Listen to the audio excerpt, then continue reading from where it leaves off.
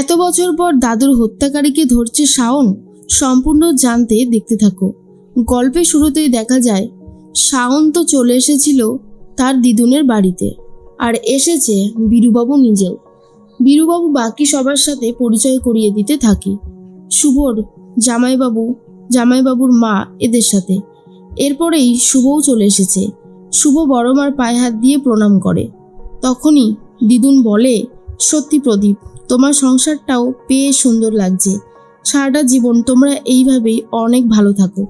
এর মাঝখানেই রঞ্জিনীকে জিজ্ঞেস করে, রঞ্জিনী, তোমার খবর কি?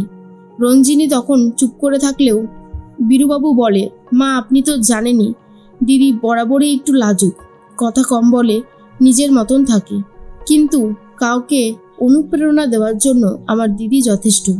যেভাবে আমাকে এগিয়ে দিয়েছে সব কিছুতে। তখনই নন্দিতার মা বলে, সেটাই তো সব থেকে ভয়ের বেশি। তুমি তো জানো না, আমি খুব ভালো মতন জানি, তাই ভয়টা আমি একটু বেশি পাই।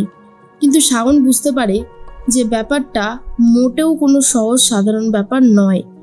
এই যে রঞ্জিনীকে অর্থাৎ পিসিমণিকে এইভাবে কথা শোনালো দিদুন, তার পিছনেও হয়তো কোনো একটা কারণ আছে।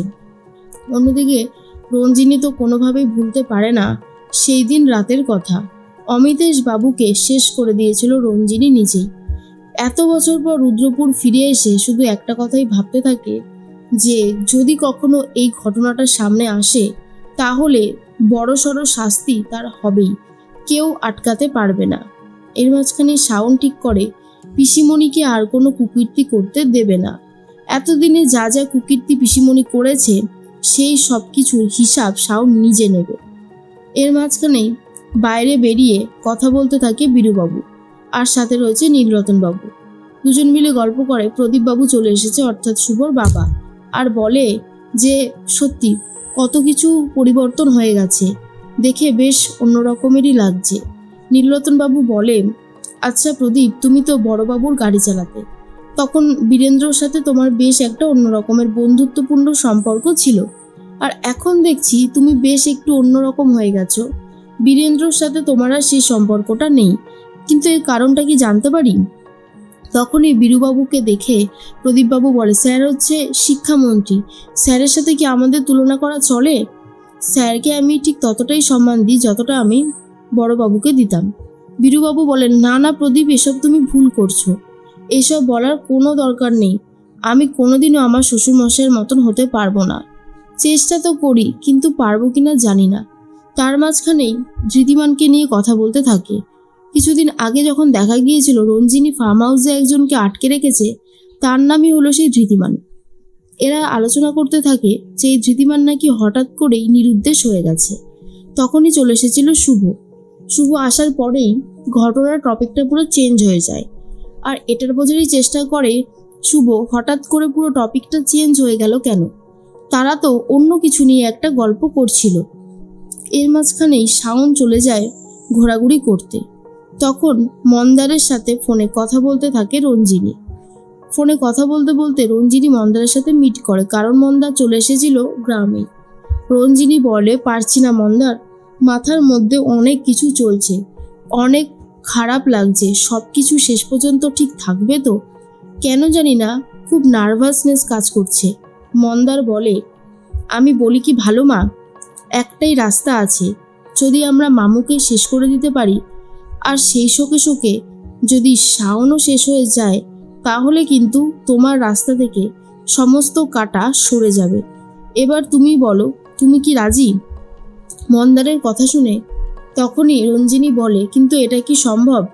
আমার তো মনে হয় না কোনোভাবেই এটা সম্ভব। এত সহজে কি তুমি এই কাজটা করতে পারবে? মন্দার বলে, চেষ্টা তো করতেই পারি, আর এই চেষ্টাটুকু আমাকে করতেই হবে। আমি যদি এখনই চেষ্টা করতে না পারি তবে আর চেষ্টাটা কখন করব? আর এই রুদ্রপুরটাই হচ্ছে সব থেকে ভালো জায়গা, তাই আমার মনে হয় এই কাজটা আমাদেরকে এখনই করে ফেললে ভালো হবে।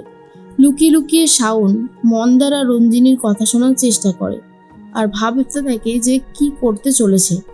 হঠাৎ করেই রঞ্জিনী ভেতরে চলে যেতেই শাওন একটু আওয়াজ করে ফেলে। মন্দার ভাবে, কেউ দাঁড়িয়ে দাঁড়িয়ে লুকিয়ে আমাদের কোনো কথা শুনে নেয়নি তো? শাওন এরপর নিজেকে লুকিয়ে ফেলে, কিন্তু অনেকটাই রাত হয়ে যাওয়ায় শাওন এরপর নিজের বাড়িতে আর ফিরে যেতে পারে না। আর সেখানেই ছিল একজন মেয়ে, সাবিত্রী। জিজ্ঞেস করে, তুমি কোন গ্রামের মেয়ে? তোমাকে তো আগে কখনো দেখিনি।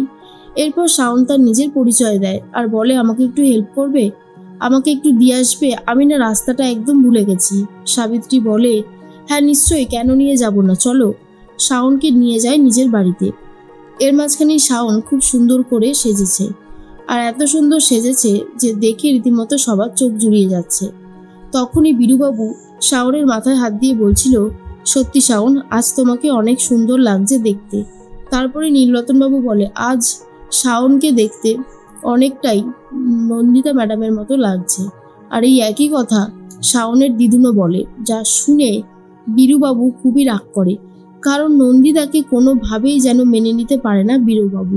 আর এর পিছনে যে কারণটা রয়েছে সেটাই খুঁজে বার করতে চায় শুভ আর শাওন, কিন্তু কি সেই কারণ সেটাই এখনো বুঝে উঠতে পারে না।